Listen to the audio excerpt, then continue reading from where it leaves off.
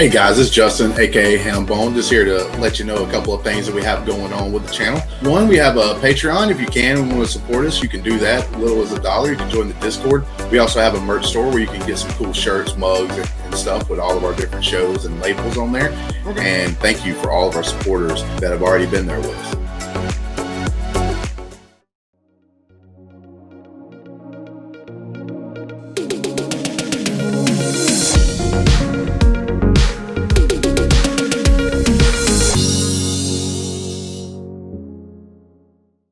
Boom, what is good? What's happening, everybody? It's your boy Ferris Madonna, and welcome to another edition of LGRN Reviews.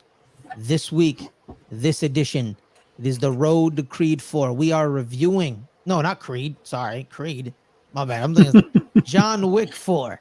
John Wick 4. I was on my Creed, sorry. We've been reviewing the Rocky and Creed movies for a bit, but we're now reviewing John Wick on the road to John Wick 4. But I'm not reviewing it by myself. I'm reviewing it with my main man, graphic extraordinaire, the man who owns the best hair, the east side of the Mississippi.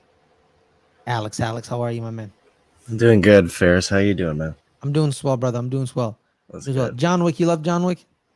It's pretty good. It's pretty good, ain't it? It's pretty good. Pretty But good. before we talk about John Wick, I wanna remind everyone to like this video, subscribe to the channel, and hit that notification bell to get all our video notifications. They usually come out at 3 o'clock, but sometimes they come out at different times. So make sure to keep that bell icon on to know when the videos drop. As well as, like you heard in that video, we do have a Patreon. I'm gonna tell y'all, I'm gonna break it down real quick because for the audio feed, you already didn't see the video. So I'm gonna tell you the audio feed. I still love you. I still remember you. It's just I keep forgetting. I'm sorry. But to the audio feed, we have 4 tiers, range from $1 to $15. $1 is the Discord tier. You get into the Discord, but you also get a Patreon only show, LGR After Snark. We have a couple episodes out. They just filmed an episode with Josh and Danny's fiance Star. I kicked off season 2 a couple weeks ago. It's a show just for the patrons. You talk, it's for the patrons, for the patrons. Patrons show up on the show. They talk to Danny and Snark for like an hour, 2 hours, 3 hours, you name it. You guys talk about it, and it's for you guys. Then there's a $5 tier. It's entrance. It's our replay watch along entrance to Pick'em Leagues March Madness Challenge tier. Currently, we're doing a March Madness Challenge. $5 and up patrons get entry into that, as well as $5 patrons get the unedited watch along recap reaction to the shows that we watch. We just did one yesterday to Mandalorian episode 3. It was me, Justin, Matt, Adelia, with 2 other 10 with the patrons, and then you guys get to, in the $5 patrons get the replay.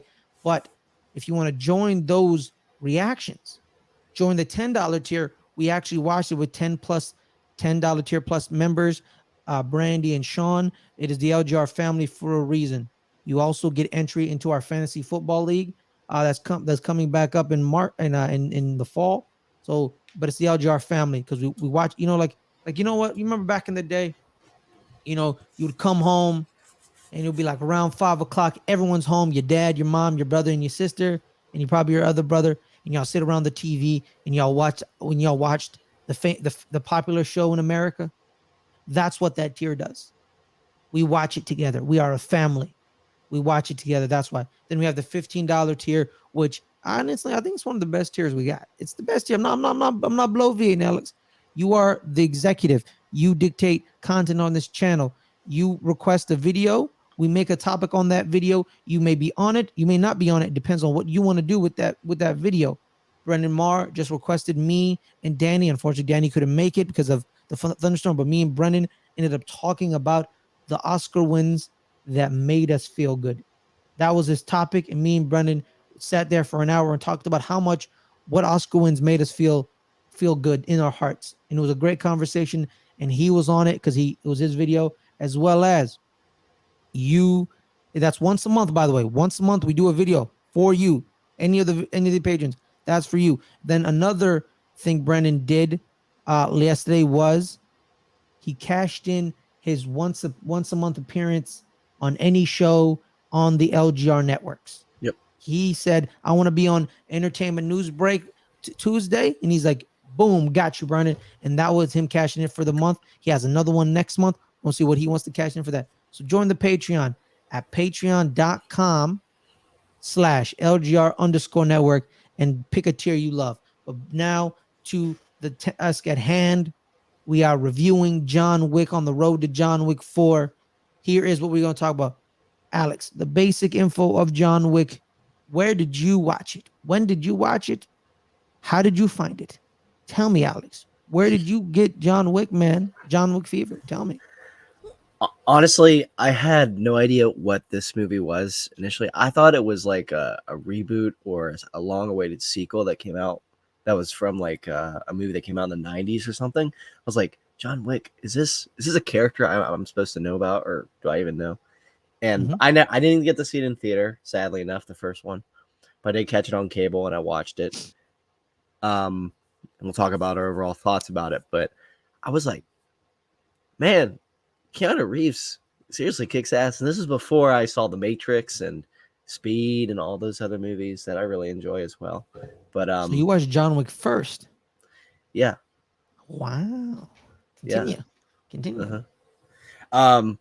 But no, man, I was kind of entranced by the whole film and what they were able to do. And I don't want to give too much away about my overall thoughts, but Ferris, what about you, man? What did you see? When did you first see this movie? I saw a report. I don't remember which. I was perusing the news. I saw a report that Keanu Reeves is coming out with a new action movie. And if you know me, and if you don't know me, I'm a big fan of Keanu Reeves. People talk a lot about how he's not a very good actor and he doesn't know how to act. I'm like, no, he knows how to act in the films. He knows how to act in certain films. Act, yeah. Because he was. I think he was quite good in Much Ado About Nothing. He was very good. He played an airhead in Bill and Ted.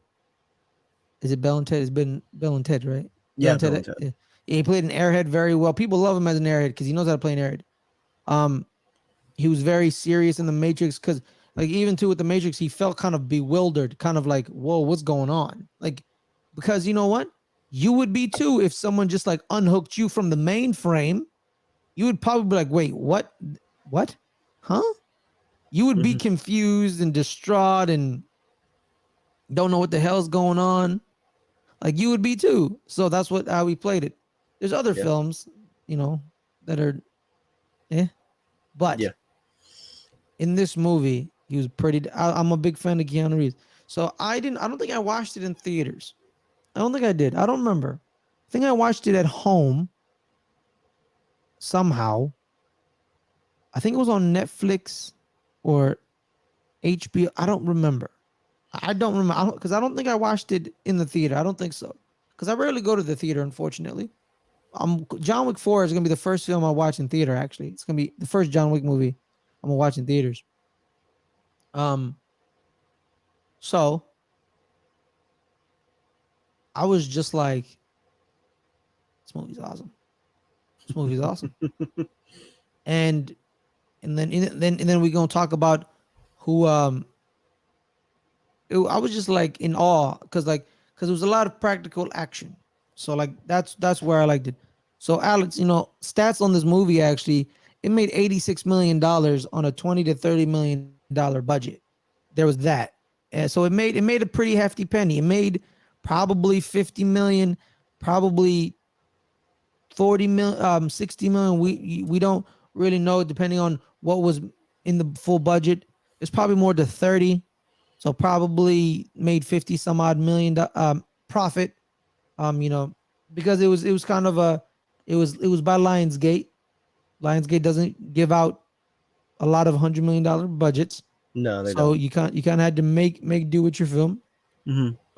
So the stars of the movie, like we said, was Keanu Reeves, but there were other stars that showed up in this movie, Alex. None other than Green Goblin himself, Willem Dafoe, showed up. Michael Nyqvist. Apparently he was I didn't know nothing about Michael Nyqvist.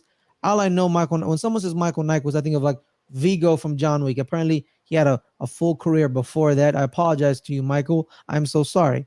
Rest in We peace, by the rest way. in peace. God rest his soul. I believe this was his last role actually. No, I think he had some ones before, but I didn't notice this until later because I saw those movies. I saw these movies later after John Wick, but Mhm. he was the villain in Mission Impossible 4. Ghost Protocol. Yeah, Oh wow, yeah, yeah. I 'Cause didn't know that. I was wondering if it was the third one or the fourth one, but I remember no. Philip Seymour Hoffman was the It's the villain in the third third one. one. Yeah, Yeah. Oh, cool. yeah. Cool. Nice for Michael Nichols. And then we have Andrea Padalecki. Um, she's in this movie as plays by Miss Perkins. Mm-hmm. Andrea is a legend in the TV world. She plays, forgot her name. Um, uh, Friday Night Lights. Friday Night Lights. What's her name? What's her name? Friday Night Lights. Come on, give me her name. Give me her name. She plays. Come on, what's her name? She plays Tyra Collette. Oh my God, how did I forget that? She plays Tyra in Friday Night Lights. She's also one of the co-stars of the Orville. Well, this was pre-Orville. Now she was one of the co-stars of the Orville. Oh, okay. She plays a big role, as well as the man who kicked off the movie, uh, Reek himself, Theon, whatever you want to call him, Alfie Allen. Alfie Allen knows how to play he knows how to play a horrible person, Alex. He pretty Yeah, damn well. it's pretty wicked. Pretty Pretty wicked, dude. wicked. The directors of the movie were David Leitch and Stas Stahelski. Alex, there's actually a connection between them and Keanu Reeves, actually. What is that connection, Alex? So it's funny. Chad Stahelski and David Leitch, they're both stunt coordinators and stuntmen, and they both worked on previous films that feature Keanu Reeves, such as The Matrix. And fun fact is, Chad Stahelski, who went on to direct the rest of the John Wick films, single-handedly, he was the stuntman for Keanu Reeves in those Matrix films, and he had a little small cameo in the last Matrix film as well. If you watched the Resurrections movie that came out like 2 years ago, Yeah, doesn't he play he plays Carrie-Anne Carrie Ann Moss's Moss's. husband? What's his Yeah, husband? Yeah. yeah. And So by there's the way, that. we did a whole review recap series on the Matrix series. I was featured in that, including Dagan. Dagan? Yeah. So yeah, Yeah. little free plug. So there's actually a lot of Matrix connection, Alex. Fun fact, in the John Wick movies, like you said, also later on, Lawrence Fishburne shows up, but also Absolutely. Yep. in the first film, we're gonna talk about it a little bit more. The doctor who's stitching up John Wick was Randall Duck Kim, who played the Keymaker in Matrix Reloaded. Oh, That's shoot. him. Yeah, Oh, that's him. wow. Yeah. There's another Matrix connection to the John Wick movies, as well as the action pieces. There's a lot of fun facts about if John Wick, man. Like I said, now let's break down to the writers. The writer is who is the writer's name again, Alex? Derek Kolstad. Derek Kolstad. Fun fact, actually, this is a fully original screenplay. Yep. It is not an adaptation. It is not taken from certain things. The story it came from the mind and onto paper. That's what it was. It wasn't like people talk about like, oh, why does Hollywood, they need to do more original screen and more original ideas. Here's an original idea. An original idea. And guess what? And guess what society and Hollywood did with that original idea? They're on movie 4. Yeah. So don't tell me people don't want original stories. Don't tell me all we want is men in tights flying around. Don't tell me that, because I love those movies as well. They love original stories. They love original stories as long they as love they're original told stories. Well. As long as they're told well. Exactly. And Derek Kolstad did that. He started working on it was him, and actually the writer found Keanu first, then they found the directors actually. So there was that. So Kolstad started on the spec script. Originally the movie was called Scorn. It was called Scorn. Right? It was called Scorn. And then Kolstad was shopping it. He was shopping it. After a few studios showed interest, he sold to the Thunder Road Pictures because they were promised to make the movie as soon as possible. Although Wick was originally written as a much older retired hitman, Kolstad revised the script once Thunder Road purchased the rights to make Wick younger and apply some changes the studio wanted, aided by Keanu, who also helped revise the script. It's not so the character's name was John Wick. The movie's name was Scorn. And then they dropped Scorn and called the movie John Wick. Yeah. I think a Self-titled. great choice by Derek and a great revisions by Keanu Reeves as well. So there is that. And then, we have a couple of producers, well-named producers of this movie. None other than Miss Eva Longoria helped produce this movie. I don't know how intimately involved she was, probably just her production company. I don't recognize anyone else but her of the producers. So every time I see produced by, and then I see Eva Longoria's name, I'm like, Queen. David Leitch produced it as well. Of course. Yeah, David Leitch produced it because technically him and Chastehowski can't direct movies together. It's a SAG thing where you have to apply together or like be brothers, something like that. Like the Daniels and Lord and Miller, the Coen brothers. You know what I mean? The Hughes brothers. The Daniels are not actually brothers. No, they're not brothers. No, I know. So like they had to apply together to do it together. You know what I mean? Like the Coens can do it because they're brothers. They're brothers. The Hughes brothers could do it. Like Lord and Miller applied together, so it's directed by Lord and Miller. They kind of like they trademarked it pretty much. Yeah, they kind of trademarked it. Alex, now let's talk about the movie. Talk about the movie. What is your favorite scene in John Wick? There's a lot of them, but really, it all kind of comes down from the idea and the concept of what this film is about, what it stems from. This hitman assassin that comes out from the shadows, or he kind of puts his bootstraps back on, essentially for revenge. And it's a very personal story, in which I think makes this movie a lot more palpable than I think some of the other John Wick movies, but not to say that they're not good. The other ones are not great, but this one really puts its foot down, and really like it hooks you, because you're like, I feel for this dude. I feel for what he's doing, and maybe not in the right way, but it's an action film, so go along with it.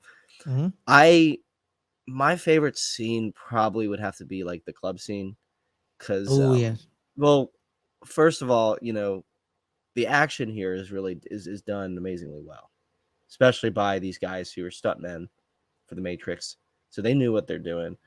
But also the music in this film, I think, is just it's great. I love the aesthetic of it. It's rock meets disco meets EDM. It has its vibe, it has this one vibe, and I really enjoy it. What about you? What's your my favorite scene? It's they're driving the car to John Leguizamo's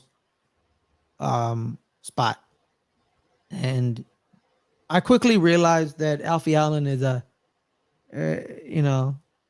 when he says my father owns you, so I'm like, okay, criminal overlord boss, okay, got it.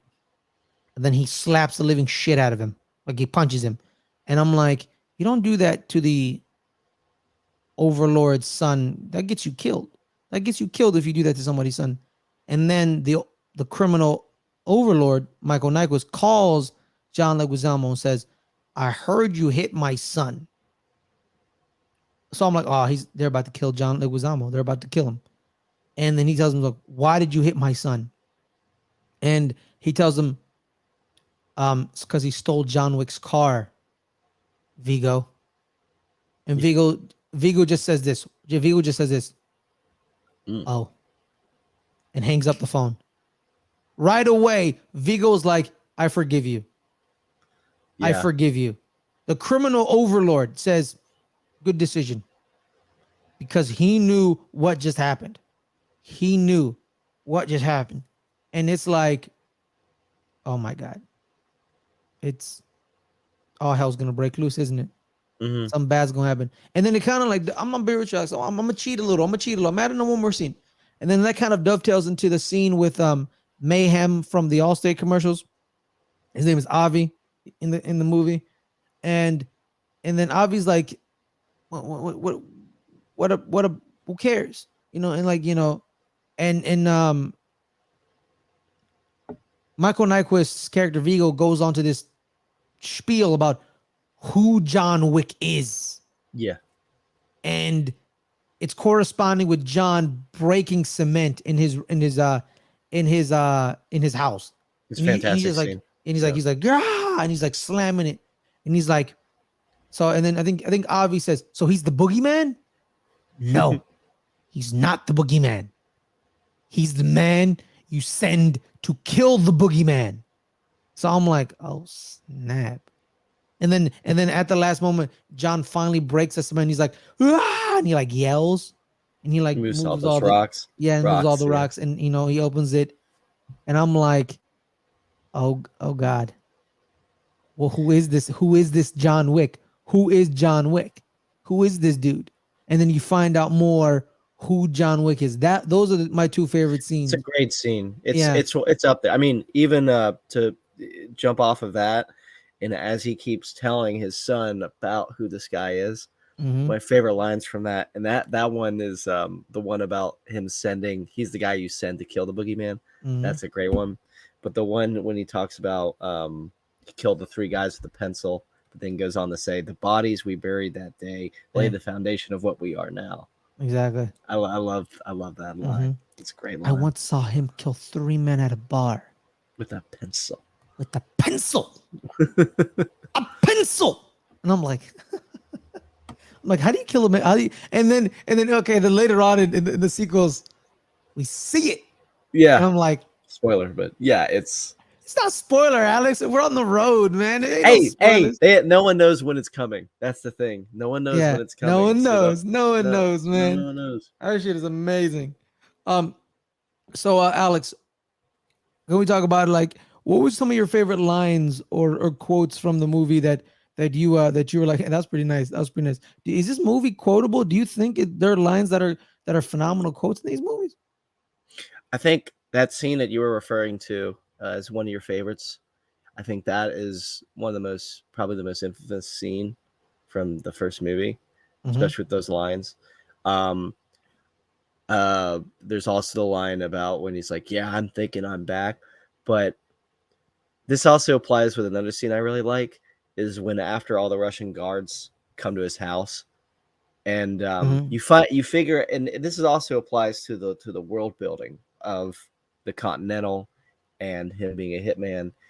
He says dinner reservation for 12, which means that and then you see later on when they're in the hotel, Miss Perkins tries to kill him, and he's on the phone with Lance Riddick. He's like, would that be a dinner reservation, sir? It's like, I'm thinking about it.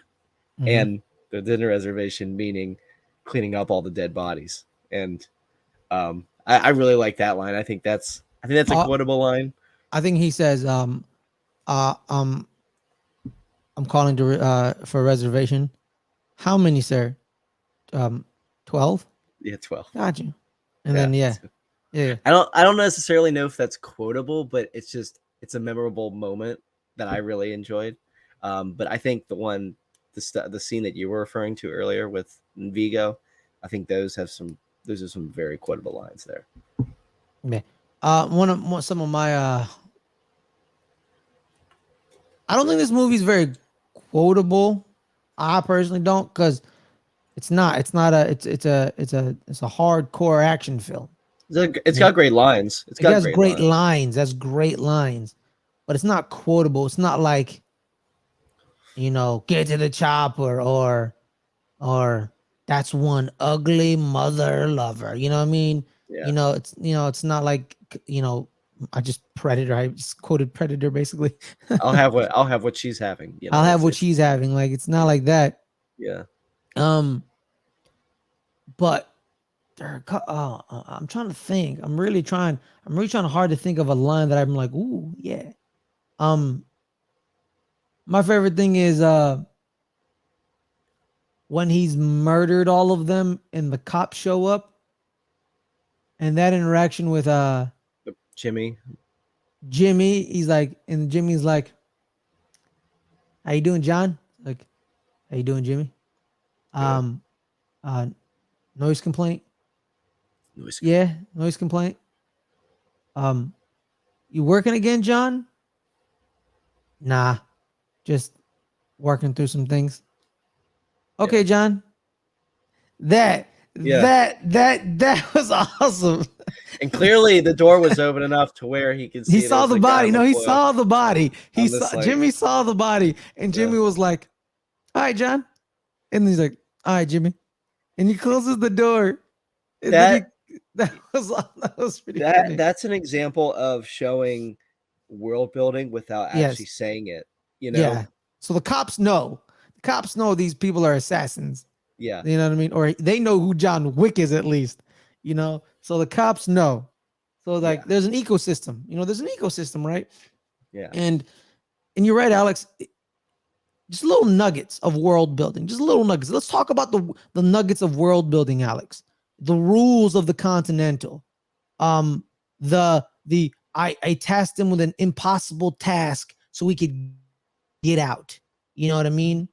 Like what was this impossible task? Like, what was it? What's the Continental? Are there more than one Continental? Is there's more than one assassins? You know, there's Andrea Padalecki, there's Marcus, there's John Wick, there's Harry, who's played by Clark Peters, aka Lester Freeman, real murder police, The Wire. You know, there's Sharon, played by Lance Reddick. You know, there's Ian McShane, plays Winston. Like Winston, how deep? What's the gold coin represent? You know what I mean? Because they operate in gold coins. Like what's this number? So like, there are nuggets everywhere, man. They're nuggets. When you rewatch this movie and you they show you the nuggets, but when you first watch John Wick, you're like, that doesn't mean anything. And then now those nuggets mean a lot.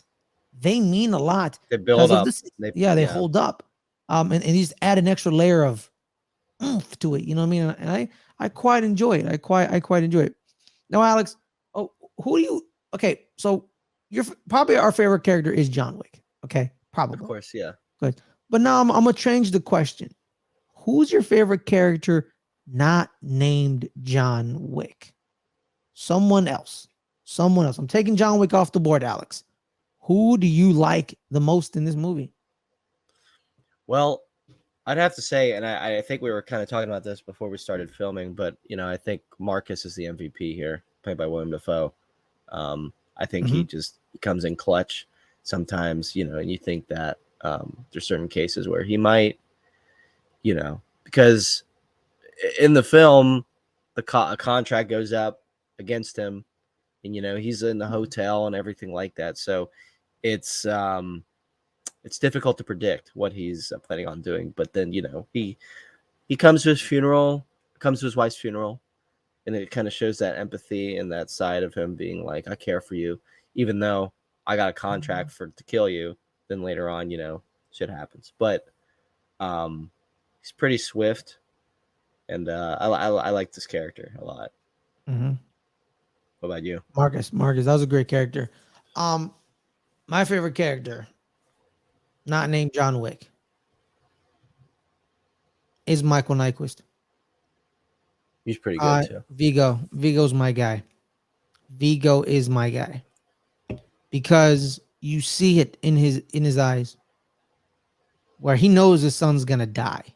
His son's dead. Yeah, he knows his son's dead because his son pissed off the wrong man, and he just kind of like says, and he hugs him. He's like, good luck, and he tries to stop it. He tries to stop it by asking Marcus to kill John Wick. Marcus didn't do it. But he knew it. So like, he knew his son was gonna die, but then he knew he had to do something to not look like you just allowed your son to die. You know what I mean? So he proceeds to then, you know, kill Marcus. Full spoiler alert: he kills Marcus in the movie because he said, if you killed John Wick, my son would still be breathing. But Marcus was like, you should have, you know, you pulled the contract. But he said, but when it was there, you know, and it's It's a great scene where he says, but when it was still there, you had every chance. And you know, he steals the show of Michael Nyquist. The scene where he, like I said, where he's saying, this is the Baba Yaga. This is the guy you send to kill the boogeyman. and he just like tears it up, just like rips the scenes up to shreds in a good way. Like he chews up this, he just takes over gravitas. And then there's the scene where, you know, he's so they all show up to the church and they're all trying to get away, and John's like unleashing bullet hell on them. And then they abduct him and they're choking him out, and Marcus kills those guys.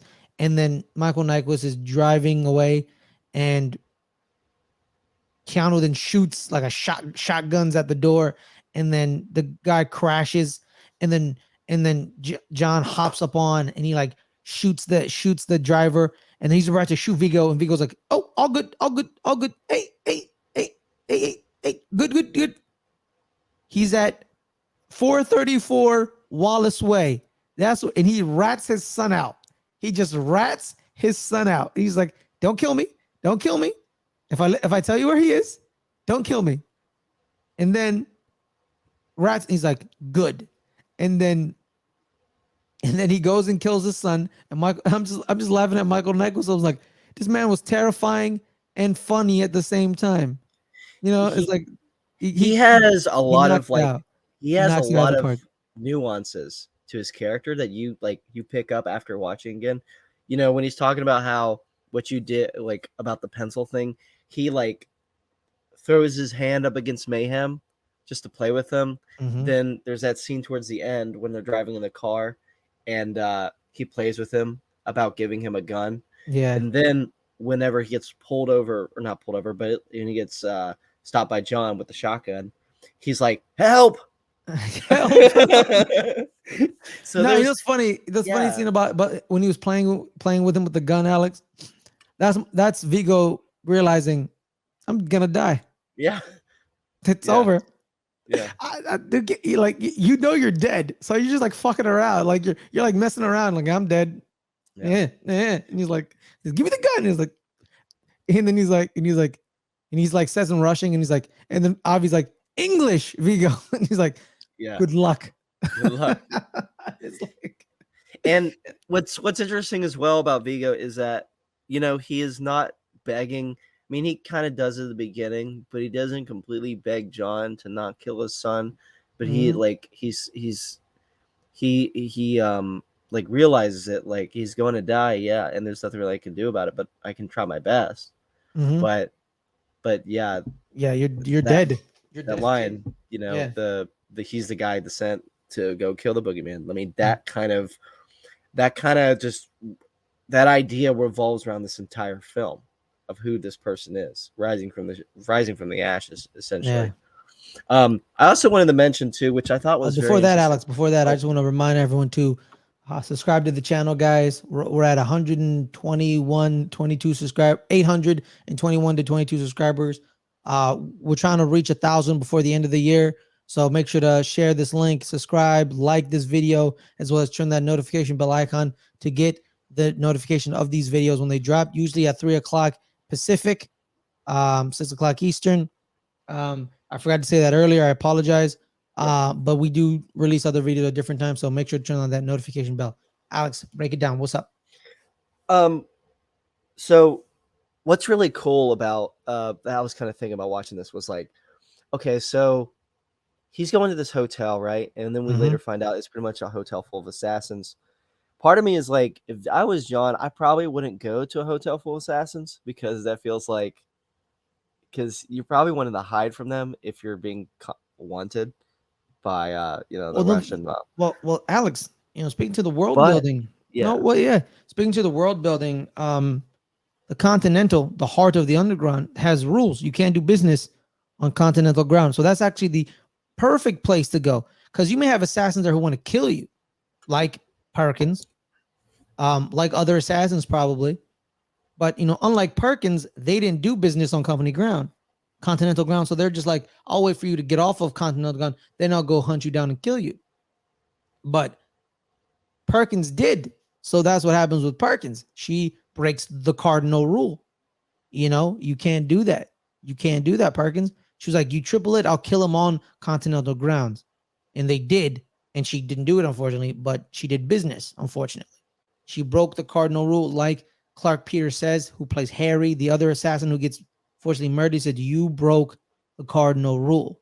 So him being there is actually a perfect choice, as well as, more to the world building, Alex.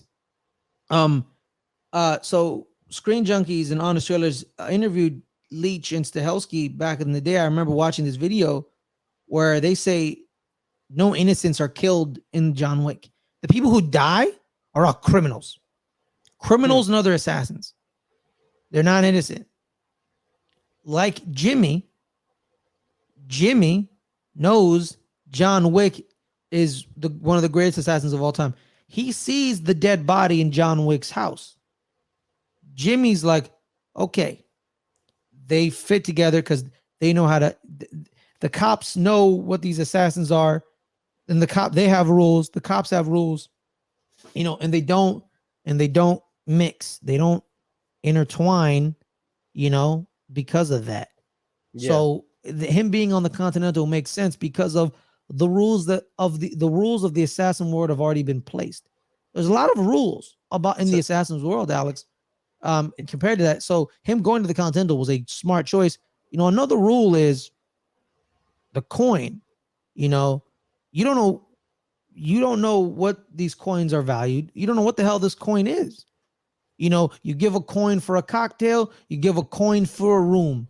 You give a coin for babysitting an assassin. It's just, what does the coin mean? What's the coin? It's gold. It's pure gold. It's gold. That's what it is. They deal in gold if you think about it. They just needed to make it into something that looks like currency. But it's really just gold. It's really their own currency. I mean, don't. I mean, think about it today that a lot of people don't really exchange gold as currency anymore. It's kind of an old kind of fad. I mean, it's almost like a relic in terms of how we used to exchange with currency back in the day. And the Continental, what I was going to say is that about the whole thing with John not going to the Continental, but the Continental is almost like home base for Tag. Like if he's outside of the Continental, he's free game. But if he's in there, he can get nothing's going to happen to him. Yeah, he gets a doctor, a suit. But I got a question for you. And here's something I noticed. So with Perkins trying to kill John in the Continental, and it was considered to be her breaking the cardinal rule, wouldn't Willem Dafoe's character technically be considered breaking the cardinal rule as well? Because he's shot from the outside. Yeah. So if you think about it, yeah. Well, technically, if you think about it, he's not on continental ground. He's in the room. He's in the building next to it. But he's inflicting damage inside of the Continental, though. You're right. So here's the thing, Alex. If you think about it, he did break the rules. He did, but he can kind of pawn it off on Perkins because guess what? He missed. Yeah. So then Perkins proceeds to fight John Wick. So people can just kind of like say, "Oh, this is Perkins," and that's that. But then overall, at the end, Marcus then gets murdered. So it kind of doesn't really matter, So him breaking the rules. Exactly. And also, you could say that Marcus maybe he saw that Perkins or someone was coming to his room, and he probably assumed someone was going to kill him anyway. And so, even though Marcus saved John later on, and even though there was a contract going on, he probably shot the pillow just warning John to wake up and be aware. It could have been like that. But no, yeah, it doesn't really matter regardless because essentially Marcus gets killed. But it's an interesting question to think about, for the later films, because I really love the idea of this place being the safe haven for where business can't be done, but outside of it can. And that was probably the most intriguing part about the movie itself was, this world of assassins, and it's about to burst open with all these other films that we're about to watch too. So yeah. Fun fact about John Wick: John Wick was actually named after the screenwriter Derek's grandfather. Oh, really? Yeah.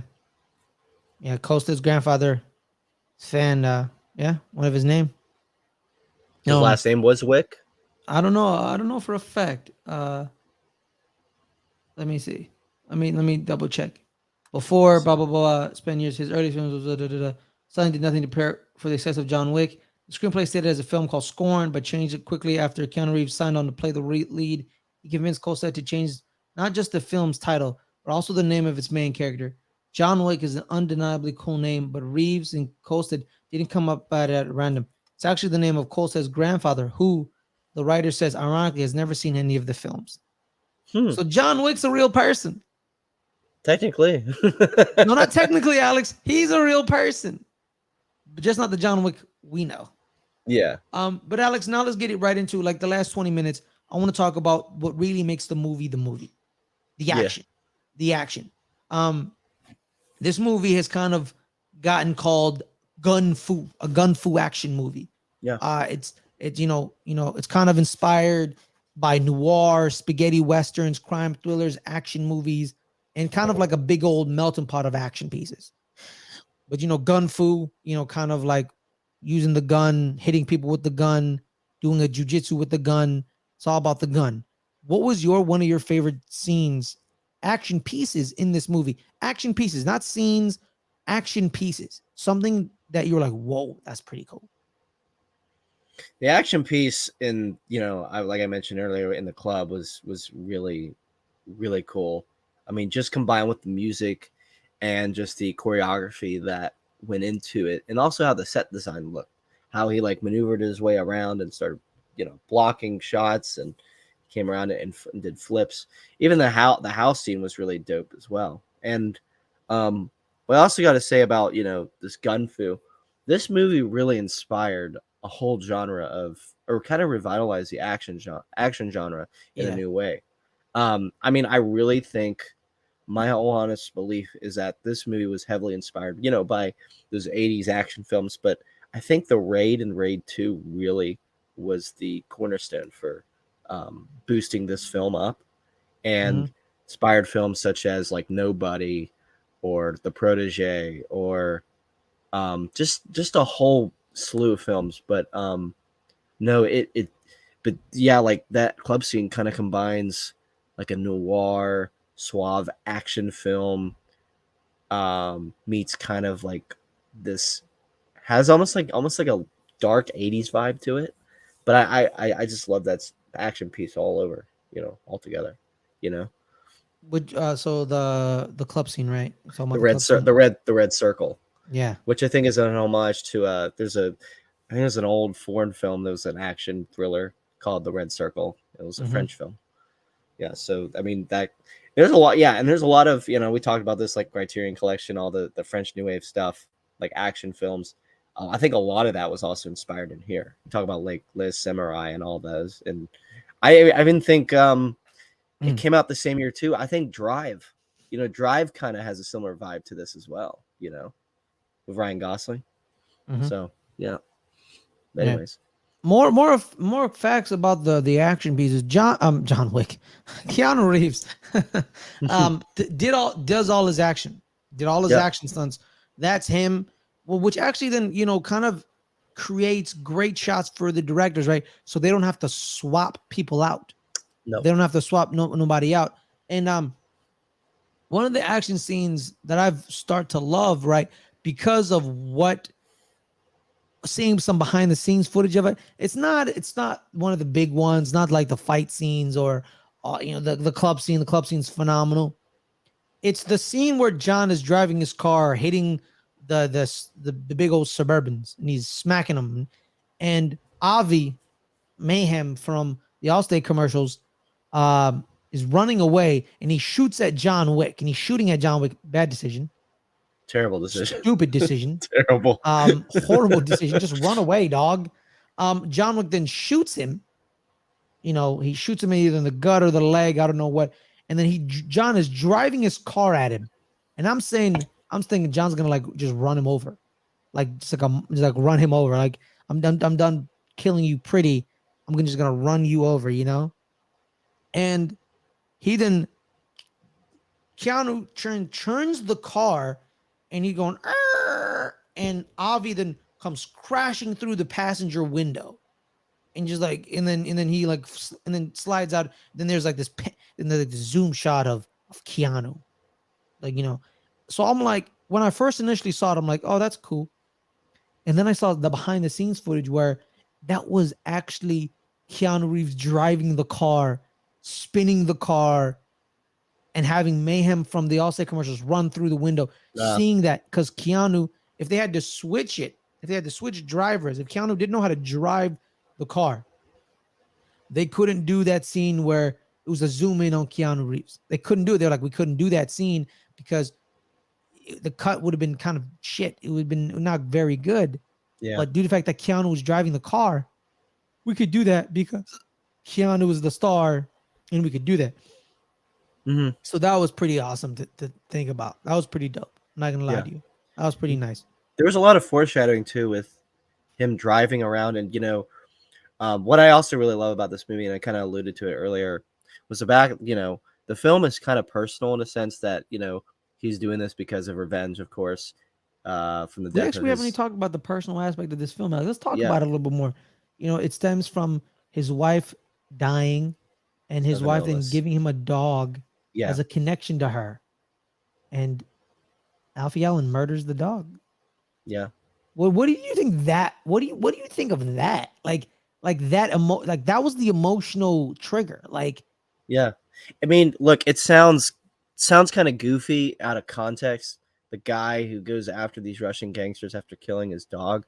But the fact on top of it is this dog was the last gift given to him from his wife.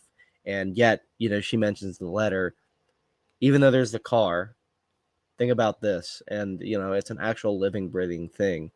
And he can actually, you know, live with it, appreciate it. You know, it moves. It's you know, it's almost just reminds him of his wife, in a sense. And that adds that personality because everyone loves dogs. It's a cute little beagle dog. So, I mean, yeah. But what's even crazier, like that scene with him driving in the beginning on that near that airport hangar, you know, he's testing his luck. I think he's sort of almost suicidal because he's about to run into that thing. Yeah, he's trying to drive around those trucks. He's testing his luck. You know, he's like, I don't care if I die, but you know, I'm pissed and there's nothing I can do about it. But yeah, he's just testing his luck. But then that comes later into the film towards the end where he's trying to dodge those cars. And even though that car gets beat up, it's not his actual car, but still, like when he pulls on Mayhem, he kind of does that same maneuver next to that truck, you know? So, but no, the film, I think really is enhanced with the concept of the Continental and the Hitman stuff, but applied with that is the personal angle John comes from and what he's going through. Yeah. What do you think about it? Bridget Moynihan is one of the most important characters in this movie, even though she was only in like 3 scenes. And it's just a tremendous film. You know, it's really, really good. I didn't think they were gonna show us the dog being dead. Yeah, you know, I think the scene where, let's talk about like the dog, like they just beat up John and they killed the dog, right? And then at the end where we're kind of, but here's the thing, Alex. Here's the thing that's the messed up part. Chad and David did. There's a trail of blood, and the camera's following the trail. Yeah, and it's the dog. And I think the reason I think it's more messed up, I have this, they made you, here's the thing, Alex. They made you think of how they killed the dog. They don't show you the dog. They show you the aftermath of the dog dying, but they don't tell you how a dog. So you start thinking, how did they kill the dog? Did they shoot the dog? Did they cut the dog? Did they beat the dog? You just start thinking about what happened to the dog, and you start, your mind starts messing with you. And then you know what my mind did, Alex? The dog, they shot the dog and the dog was bleeding, but the dog crawled to John. That's why there's a trail of blood. a trail of blood to John. I And the didn't think about dog. that. Yeah. So it would be weird if they just drag the dog to make the trail, right? It would be weird. Kind of like shoot the dog, leave the dog right there. I thought But they I would think pick him up. I thought they would pick him up and put him. they would But I pick was him like, up and no, that drop doesn't him. make sense. And then Unless, and then it'd be like little drips. But you see a Damn. trail of blood. damn, yeah. The dog. It went to John, Alex. Yeah. They couldn't show. You can show They that in the couldn't film. show that. They couldn't show that. But I know what they No. did. No. Those sick bastards. Yeah. Sick. This Chad film. Stahelski and David Lynch are sick. This film was so expertly like choreographed and storyboarded in a sense that like it tells you so much without actually. It tells you so much without actually like explaining it out loud. It shows you it. You know. Yeah. I even thought about this too, because I didn't know about this, but you know how I think Keanu's like personal life, you know, he lost his wife like real early on. I'm wondering if this was like this movie is very personal for him, and I think you can kind of see that like in the very beginning. You know what I mean?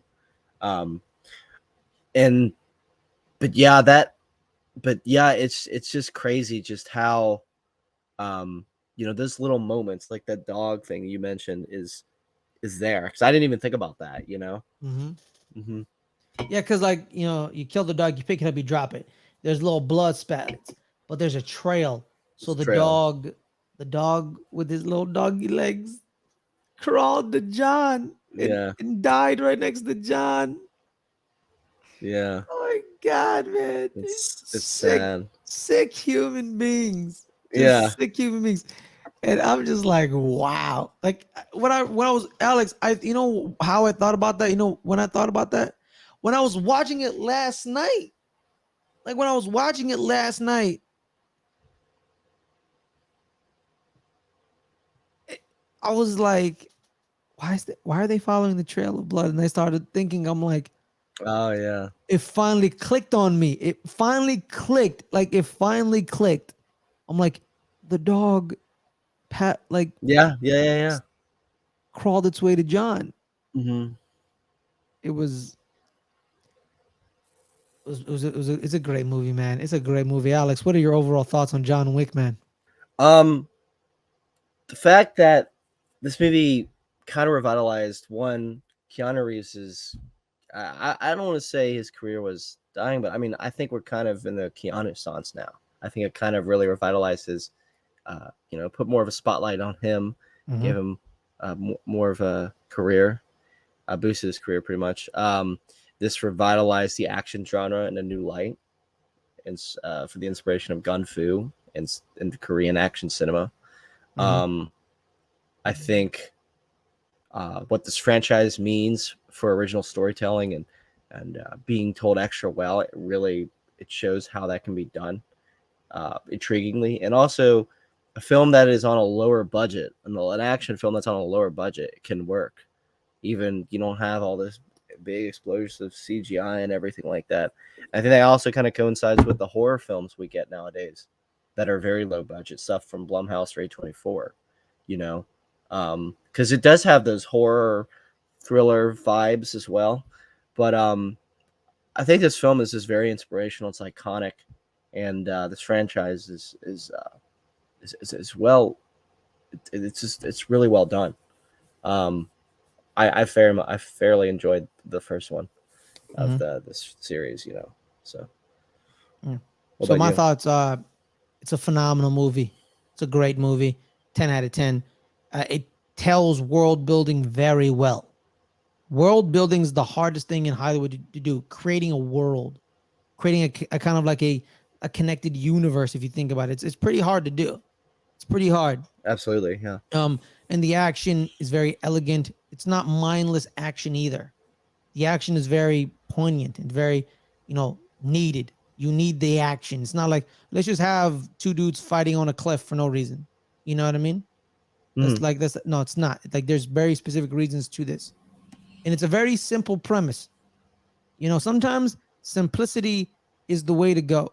Yes. And they kept it simple. Wife died. Dog was the connection to the wife. Russian gangsters killed the dog, stole the car. Now I'm gonna kill you. For sure. Simple. Very simple. You know his motivation. You know what he's gonna do. And I loved how all the assassins, when they kept seeing him, they're asking him, "You back working?" Because they all knew who head honcho is, who's the man. It's him. He's that dude. And they show you and tell you. They tell you via the assassins, and they show you by their facial expressions and how they react to him. Yeah. So there's that. Phenomenal directing. Phenomenal. Keanu Reeves doing his own stunts helps the directors a lot, tremendously. Keanu is the ultimate professional. He comes to work, and I love Keanu Reeves. Love this movie. Great movie all around. Great movie, phenomenal movie all around. Well, Alex, I think that's it. Absolutely. I think that's it. Alex, where can people find you, man? I'm here, just doing graphics and popping up on these reviews sometimes, and maybe E&B every once in a while. But yeah. Oh yeah, Alex. so Yeah, I'm let's here. talk about that. Apparently, you also have a new title at this Got a channel, producer right? credit. Producer credit. You are on E&B. producer of E&B. You are Eva Yeah. Longoria. Oh, I don't know if I can live up to those standards, buddy. But we'll see what happens. Yeah, we'll see what happens. But yes, guys, I'm Ferris Madonna. You can call me Ferris Madonna. From me here on the Let's Get Ready Network channel as well. You can find me here on the Let's Get Ready Network, the Let's Get Ready Network, the OG channel. I show up on EB sometimes. I show up on the reviews most of the times. You also can find me every Monday, 3 o'clock Pacific, 6 o'clock Eastern. Well, maybe not Mondays anymore. Just Mondays. This last Monday. Good Friends, Better Rivals. We end up having to move that show due to jobs and schedules. So there's that. Yeah. So keep your eye on that. So there's that, as well as yeah, that's pretty much it, guys. Thank you guys so much for showing up. Make sure to like this video, subscribe to this channel, and turn that notification bell icon. On that note, everyone, y'all have a wonderful night. Stay safe and be smooth.